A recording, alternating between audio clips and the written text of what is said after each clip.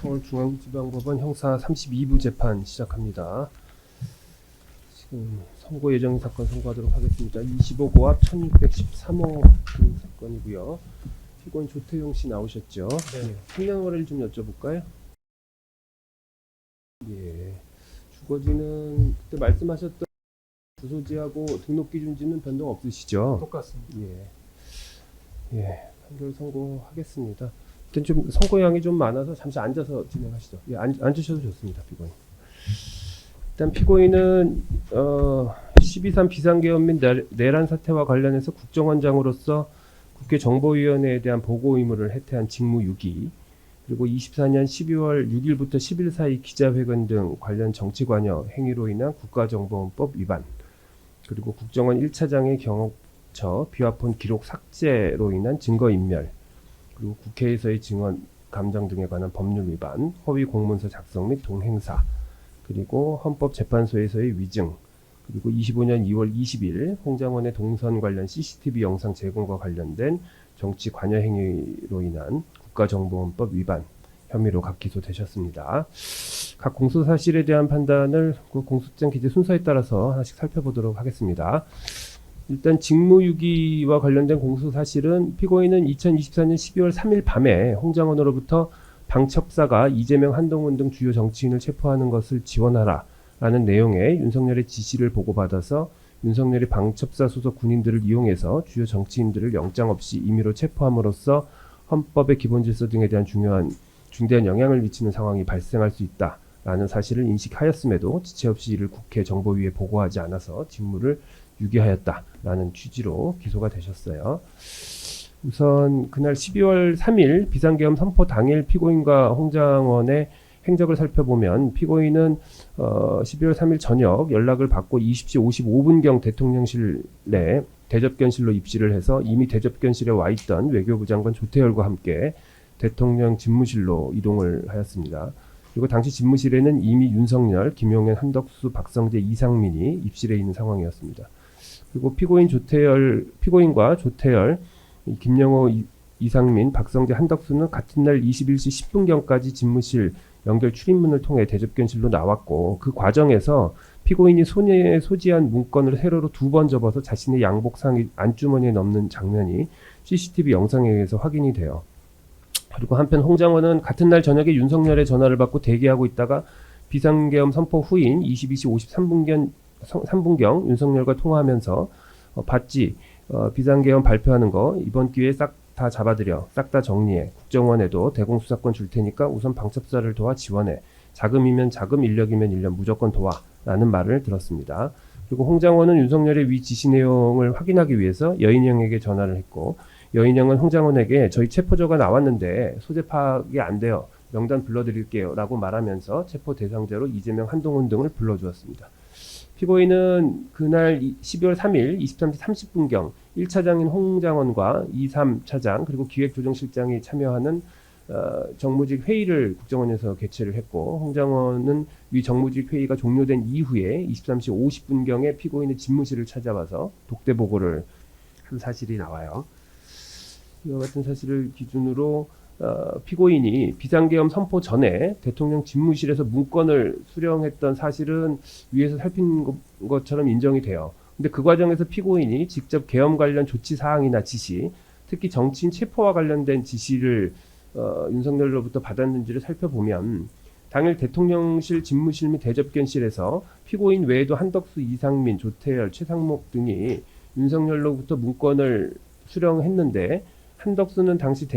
대국민 담화문 및 포고령을, 그리고 이상민은 주요기관 봉쇄 계획 및 단전단수 조치의 지시 문건을, 그리고 조태열은 재외공간 지시 문건을, 그리고 최상목은 예비비 및 국회 자금 차단, 국가 비상 입법기구 관련 예산 편성에 관한 문건을 수령한 걸로 나옵니다. 근데 이처럼 당시 윤석열과 김용현이 당시 윤석열과 김용현은 이상민이 수령한 문건과 같이 계엄 당일 실행 조치를 시간대별로 기재한 문건뿐만 아니라 조태열, 최상목이 수령한 문건과 같이 계엄 선포 후에 각 부처에서 일반적으로 취해야 될 조치 사항이 기재된 문건 또는 대국민 담화문이나 포고령 등 여러 유형의 문건을 당일 교부한 걸로 보이고, 당시 대통령실에 있던 국무위원 중 피고인이 수령한 문건의 내용을 보거나 윤석열 등이 피고인에게 계엄과 관련된 구체적인 지시를 한 것을 목격한 사람이 특별히 없는 점 등을 고려해 볼 때 피고인에게 교부된 문건에 정치인 체포와 관련된 구체적인 지시가 있었는지 여부는 불분명하고, 달리 피고인이 대통령실에서 정치인 체포 관련 지시를 받았다는 사실을 인정할 만한 증거가 없어요.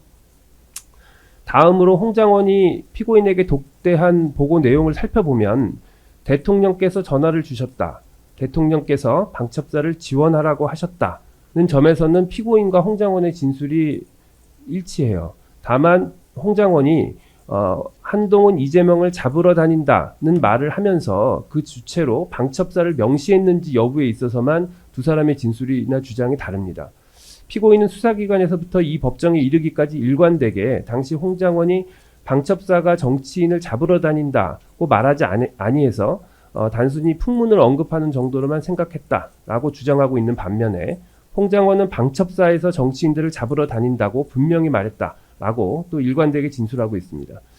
홍장원은 24년 12월 6일 12시 14분경에 국회 정보위원장실을 방문해서 국회 정보위 소속 국회의원 신성범, 이성건, 김병기가 배석한 자리에서 계엄 당일 윤석열로부터 싹 다 잡아들이라는 말과 함께 방첩사를 지원하라는 지시를 받은 사실, 그리고 방첩사령관 여인영으로부터 한동훈, 이재명 등 체포 대상자 명단과 함께 이들에 대한 위치 확인 지원 등의 요청을 받은 사실, 그리고 피고인에게 독대 보고한 사실을 모두 진술했어요. 근데 김병기 위원은 위와 같은 홍장원의 발언을 정리해서 언론 브리핑을 했는데, 그 언론 브리핑 자료에는 홍장원이 보고한 내용 중 기억하는 건 한동훈, 이재명을 잡으려 한다고 이야기를 하니까 피고인이 내일 아침에 이야기합시다 라고 말하며 더 나아가 이야기하지 않으려 하였다는 취지로만 기재가 돼 있고, 더구나 김병기 위원은 수사기관에서 홍장원이 국회 정보위에서 독대 보고 당시에 정치인 체포 주체를 언급한 사실이 있는지를 묻는 질문에 대해서 제 기억으로는 한동훈, 이재명을 잡으려 한다라고만 말한 것으로 들었다라고 말하면서, 다만 그에 앞서 홍장원이 대통령이 방첩사를 지원하라고 한다라는 말을 했기 때문에 저는 당연히 방첩사가 한동훈, 이재명을 잡으려 한다라는 의미로 이해하였습니다 라고 진술했어요. 그래서 결국 국회 정보위에서 홍장원이 독대 보고 당시 피고인에게 정치인 체포 주체를 명시하여 보고했다라는 취지로는 김병기 의원이 진술하지를 않았어요. 그런데다가 또 홍장원 본인은 이 국회 출석 전에 자신이 정보위에 보고할 내용을 메모로 정리를 했는데, 그 메모 내용을 보면 피고인에게 독대 보고한 내용과 관련해서 대통령께서 전화를 주셨습니다. 원장님이 미국 출장을 가신 줄 알았나 봐요. 방첩사를 지원하라고 합니다. 한동훈, 이재명을 잡으러 다닌다고 합니다 라고만 기재돼 있고, 역시 한동훈, 이재명을 잡으러 다닌다는 기재에는 방첩사를 특별히 표시하지 않았어요. 그리고 홍장원의 진술에 따르더라도 홍장원은 정무직 회의를 마치고 피고인에게 독대 보고를 하면서 자신이 윤석열로부터 방첩사를 지원하라는 지시와 함께 싹 다 잡아들이라는 말을 들은 사실, 그리고 여인원과 통화하면서 체포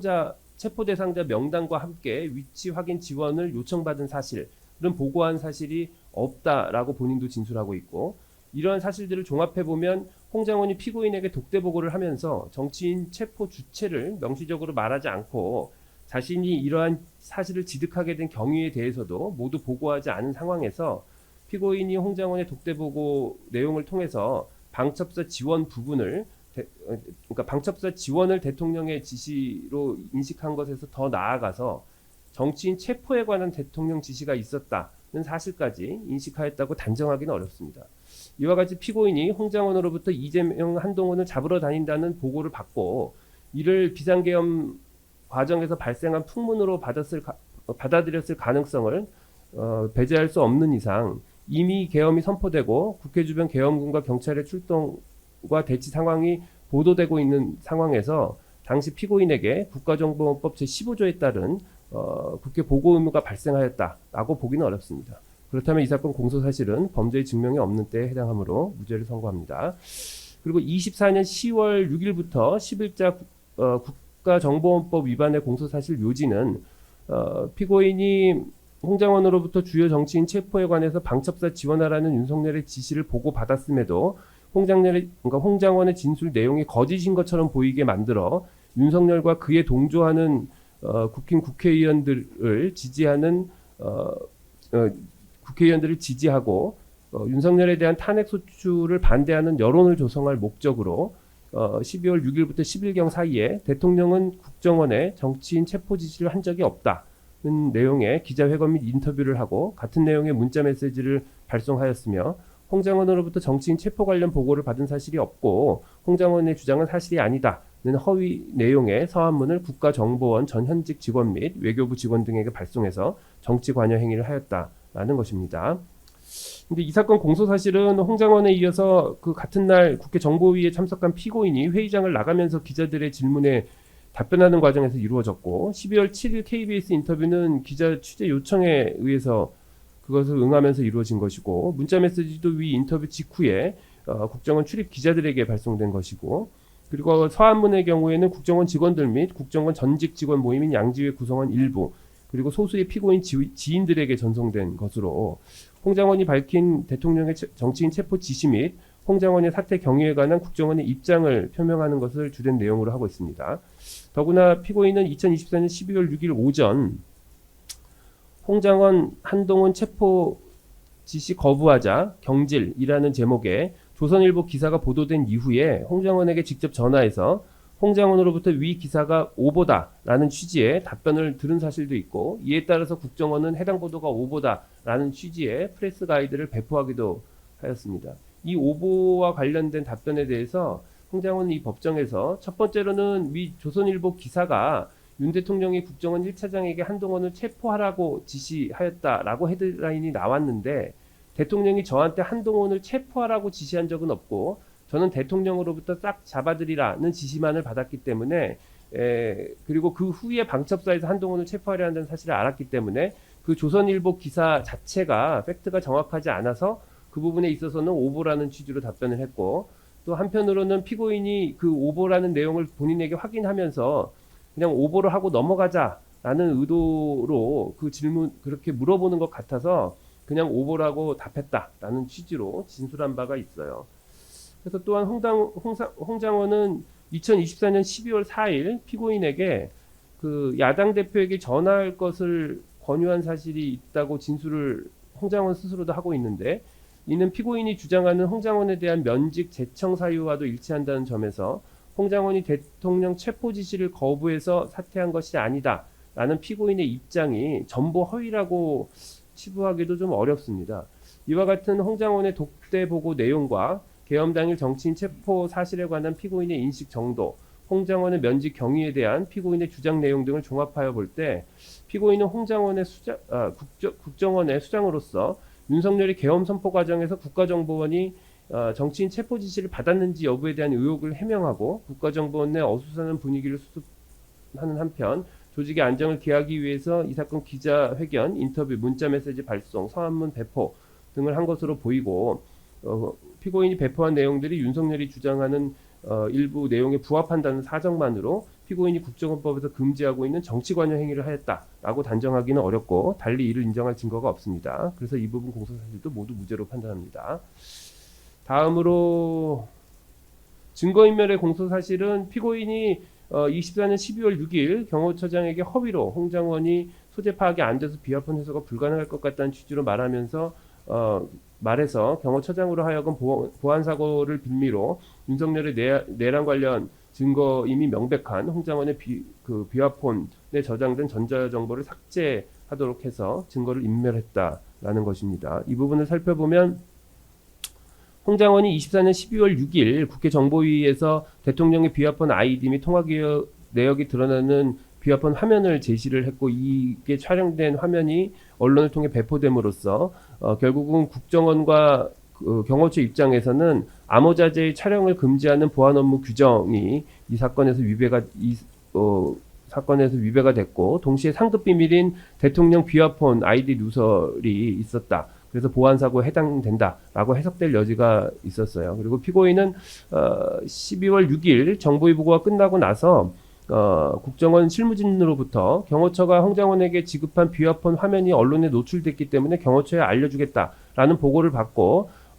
경호처에 통지할 것을 지시했고, 홍장원의 경호처 비화폰에 대한 보안 조치는 비화폰 화면 유출에 대한 보안 조치를 검토하라는 국정원의 통지에 따라서 국정원이 결정해서 이루어진 것입니다. 그리고 한편 이 사건 공소 사실은 피고인이 경호처장에게 홍장원 소재가 파악이 안 된다는 허위 정보를 제공한 것을 전제로 하고 있는데, 홍장원도 당시 국회로 가는 도중에 정보위 보고 내용을 정리하기 위해서 전화를 받지 않았던 때가 있었다라고 진술하고 있고, 그 보좌관도 당일 감찰실 직원들이 홍장원의 소재를 물어보기에 위치를 알려주는 것이 부적절하다는 생각이 들어서 외부에 계신다 정도로만 답변을 했고, 또 저도 몰라요 라는 식으로 답변했을 수도 있다 라는 취지로 진술하고 있으며, 수사기관 등에서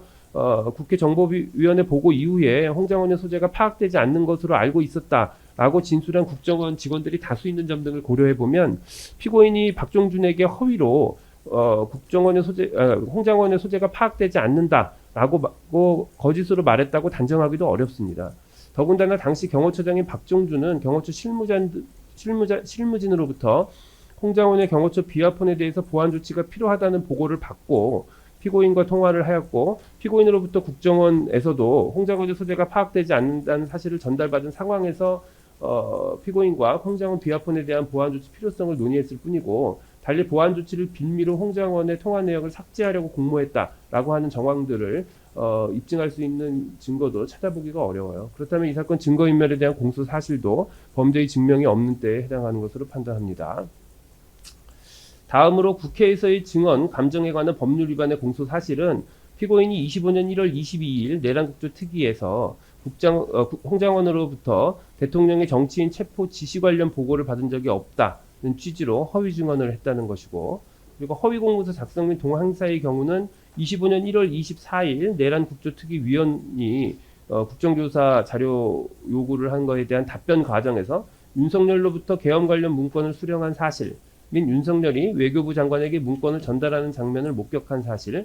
그리고 행안부 장관이 계엄 관련 지시 문건을 자켓에서 꺼내서 읽는 장면, 그리고 윤석열이 기획재정부 장관에게 문건을 전달하는 장면을 목격한 사실이 없다라고 허위로 답변서에 기재해서 허위 공문서를 작성하고 이를 행사했다는 것입니다. 그리고 또 위증 같은 경우는 보면 피고인이 25년 2월 13일 윤석열 대통령 탄핵 사건에서 증언을 하면서 24년 3월 말에서 4월 초 삼청동 안가 회동에서 윤석열이 비상한 조치를 언급한 사실을 들은 적이 없고, 대통령 집무실 계엄 당일 대통령 집무실 원탁 탁자에 놓인 비상계엄 관련 종이를 본 사실, 또 피고인이 윤석열 김용현으로부터 비상계엄 관련 문건을 받은 사실, 그리고 또 당일 비상계엄 선포문을 보거나 김용현이 다른 국무위원들에게 비상계엄 선포문 서류를 전달하는 사실을 전달하는 장면을 목격한 사실, 그리고 홍장원이 방첩사에서 정치인 체포할 것이다 라고 보고한 사실에 관해서 전부 위증을 했다는 취지로 기소가 되셨어요. 우선 피고인이 2024년 12월 3일 계엄 선포 전 대통령실에서 윤석열로부터 계엄 관련 문건을 수령한 사실 및 윤석열이 외교부 장관에게 문건을 전달하는 장면을 목격한 사실이 있는지와 관련한 허위 공문서 작성 및 동행삭제 그리고 위증죄 부분을 살펴보도록 하겠습니다. 이에 대해서 피고인은 당시 기억에 반해서 기억에 따라서 답변서를 작성한 거고 증언한 것이기 때문에 허위 공문서 작성이나 위증의 고의가 없다는 취지로 다투고 있어요. 근데 대통령실 내 대접견실 CCTV 영상에 의하면 피고인이 2024년 12월 3일 대통령실에 도착해서 대접견실과 집무실을 순차로 이동한 사실하고, 집무실에서 대접견실로 이동하는 과정에서 손에 소지한 문건을 세로로 2번 접어 자신의 양복 상의 안주머니에 넣은 사실이 각 인정되고, 근데 피고인은 이와 관련해서 기억이 나지 않는다는 취지로 답변을 유보한 게 아니라 단정적으로 문건을 수령한 사실이 없다라고 답변을 하였고, 위 답변서 및 증언 시점, 그리고 피고인이 계엄 당일 대통령실로 가서 그 집무실에서 소수의 국무위원들과 모이게 된 것이 매우 이례적인 상황이라는 점, 그리고 조태열의 경우 피고인과 함께 대통령 집무실로 함께 입장한 점 등을 종합해 볼 때 피고인이 계엄 당일 대통령 집무실에서 계엄 관련 문건을 수령한 사실과 조태열이 윤석열로부터 계엄 관련 문건을 대통령 집무실에서 수령한 것을 목격한 사실이 있고 피고인도 이를 기억하고 있었다고 봄이 상당합니다. 그래서 따라서 피고인의 위 주장은 받아들이지 않고 이 부분은 모두 유죄로 인정합니다. 다음으로 피고인이 홍장원으로부터 방첩사가 정치인을 체포하려 한다는 보고를 받았는지와 관련해서 국회 증감법 위반 부분 및 위증에 대한 공소사실을 살펴보면 이미 살펴본 바와 같이 홍장원의 보고 내용과 그에 대한 피고인의 주장 내용 등을 종합해 볼 때 피고인이 이를 허위로 증언했다고 단정하기는 어렵고 이를 인정할 증거가 부족합니다. 그래서 국회 증감법 위반에 대해서는 주문에서 무죄를 선고하고 위증죄에 대해서는 일부 위에서 본 것처럼 유죄로 인정된 부분이 있어서 주문에서 따로 무죄를 선고하지는 않습니다. 그리고 한편으로 피고인이 행안부 장관이 개헌 관련 지시문건을 상의해서 꺼내 읽는 장면, 그리고 윤석열이 대접견실에서 기획재정부 장관에게 문건을 전달하는 장면, 대통령실 집무실 원탁에서 비상계엄 관련 종이 및 비상계엄 선포문을 보거나 김용현이 다른 국무위원들에게 비상계엄 선포문 등 서류를 전달하는 장면을 목격한 사실이 없다는 취지로 답변한 부분과 관련한 허위공문서 작성 및 도구 행사, 위증 부분을 살펴보면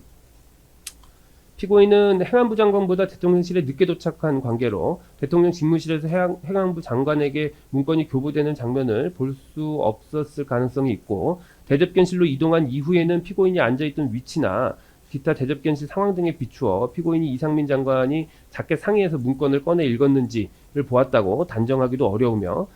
그리고 윤석열이 최상목 장관에게 문건을 건네줄 당시에도 피고인이 이를 보았다고 단정하기가 어렵습니다. 이와 관련해서 송민용, 김영호 장관 등도 윤석열이 최상목에게 문건을 건넨 장면을 보지 못했다고 진술하고 있을 뿐만 아니라 집무실 탁자에 놓인 종이나 비상계엄 선포문을 보거나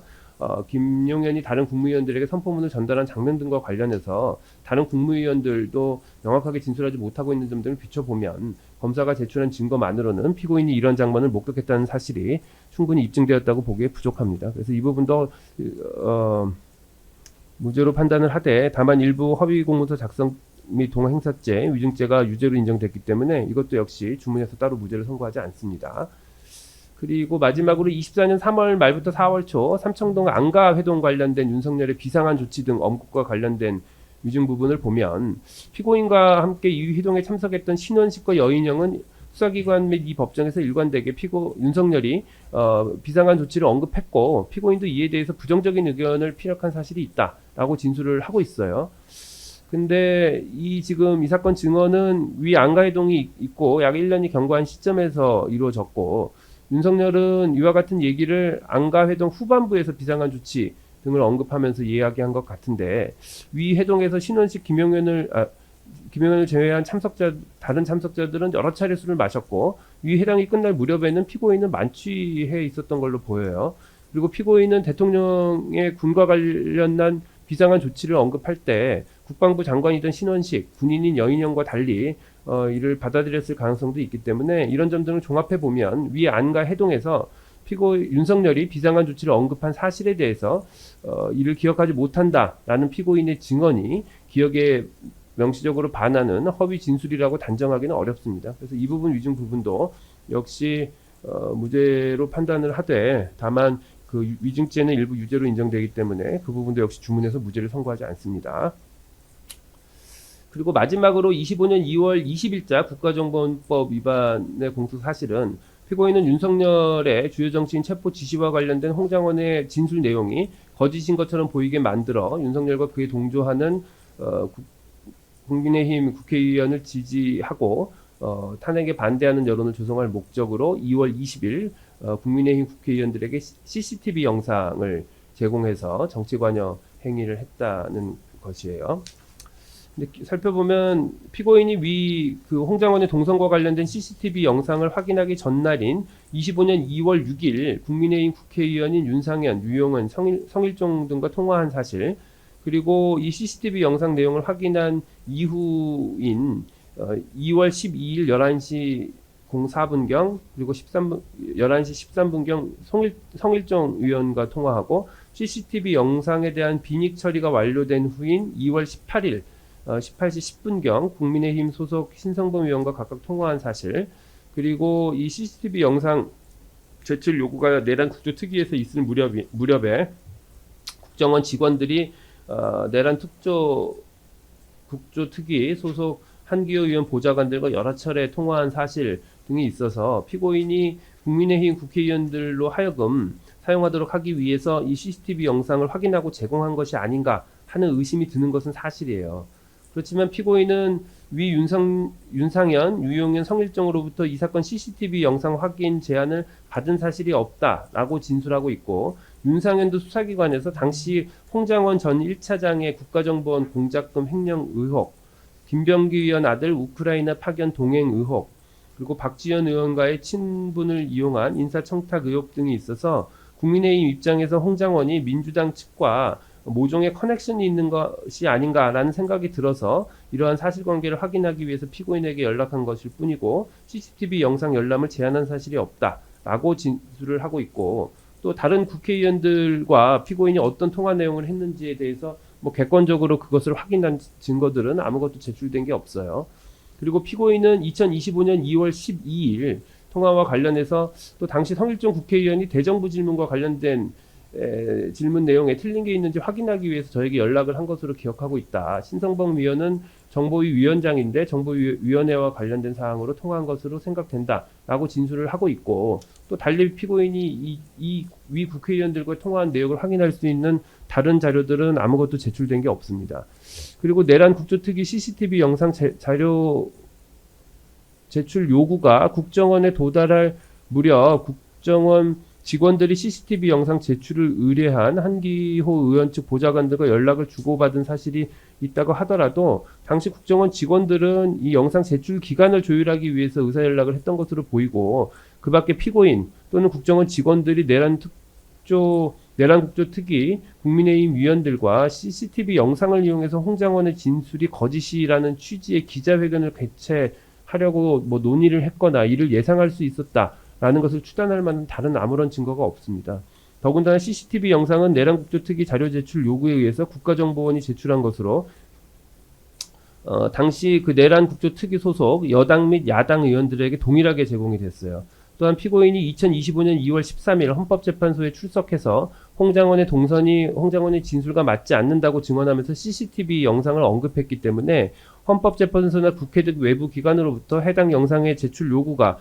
예상되던 시점이었고, 외부 기관의 공식적인 자료 요청이 없는 상황에서도 이와 같은 자료 제출 요구가 예상되는 상황에서 시일이 소요되는 보완성 검토를 먼저 진행을 하고 그리고 또 국회에서 국회에 해당 영상을 이메일로 발송하면서 그 이메일 발송과 관련된 보완성 검토를 사후적으로 했다라는 이런 절차적인 사정만 가지고 피고인에게 정치 관여 의도가 있다고 단정하기도 어렵습니다. 이처럼 피고인이 국조특위 요구에 따라서 CCTV 영상을 제출한 것에서 더 나아가서 피고인이 정치 관여 의도 하에 CCTV 영상을 제출하였다는 사실을 인정할 만한 증거가 부족한 상황에서 국민의힘 국회의원들이 내란국조특위를 통해서 확보한 CCTV 영상을 이용해서 기자회견을 하고 이로 인해서 윤석열 및 국민의힘에 대한 지지율 상승의 결과가 발생하였다는 결과만 가지고 피고인에 대한 이 부분 공소 사실이 다 입증되었다고 보기는 어렵기 때문에 이 부분 공소 사실도 역시 범죄의 증명이 없는 때에 해당하여 무죄를 선고합니다. 피고인에 대해서 유죄로 인정된 계엄 관련 문건 수령 및 외교부 장관 문건 수령 관련 허위 공문서 작성 및 동행사죄 그리고 위증죄에 관련된 양형의 이유를 살펴보겠습니다. 국회에서는 윤석열의 비상계엄 선포와 관련하여 국민적 의혹을 해소하고자 국정조사를 실시한 것으로, 국정원장은 피고인으로서는 국회의 질의에 대해 최대한 성실히 사실대로 답변하여 국민적 의혹을 해소하고 그 과정에서 잘못이 있었다면 국민들의 비판을 겸허히 받아들이고 반성하는 책임 있는 자세를 보였어야 함에도 공직자의 본분을 망각한 채 자신의 책임을 축소하고자 허위 내용의 답변서를 작성하고 이를 국회에 제출함으로써 허위 공문서를 작성하고 이를 행사하였고, 나아가서 윤석열에 대한 탄핵 사건의 증인으로 출석하여 윤석열 등으로부터 계엄 관련 문건을 받은 사실이 없다는 취지로 위증을 하여 선서한 증인으로서의 의무를 저버리고 헌법재판소가 대통령 탄핵 여부를 판단하는 것을 방해하기도 하였습니다. 이처럼 피고인이 국정조사 기능 및 헌법재판소의 탄핵 심리를 어렵게 함과 동시에 자신의 의무와 책임을 벗어나는 데 급급한 태도를 보였다는 점에서 피고인의 죄질은 가볍지 않습니다. 당시 피고인은 국정원장으로서 윤석열의 계엄 선포와 내란 사태와 관련해서 국정원의 관여가 논란이 되고 있던 상황에서 이를 차단하려는 의도에서 이와 같은 행동들을 했던 것으로 보이는 점을 감안하고 그 밖에 피고인의 나이, 성행, 경력, 직업, 전과 등 여러 가지 양형 요건을 종합적으로 고려해서 주문과 같이 형을 선고합니다. 자, 피고인 잠시 일어서시죠. 주문. 피고인을 징역 1년 6개월에 처한다. 이 사건 공소 사실 중 직무 유기의 점, 각 국가정보원법 위반의 점, 증거 인멸의 점, 국회에서의 증언 및 증언 감정 등에 관한 법률 위반의 점은 각 무죄. 피고인 지금 선고된 것 중에 일부 무죄 판결이 있어서 그 부분은 공시될 수 있는데 이 부분 공시 혹시 희망하시나요? 공시 희망하세요? 제가 참 변호사랑 예, 예. 좋습니다. 네, 좋습니다. 예. 이 부분은 저희가 공시하도록 하겠습니다. 피고인이 유죄 부분에 대해서 불복하시게 되면 7일 이내에 이 부분에 항소장 내셔서 항소심 재판 받으시면 됩니다. 예, 재판 마치겠습니다.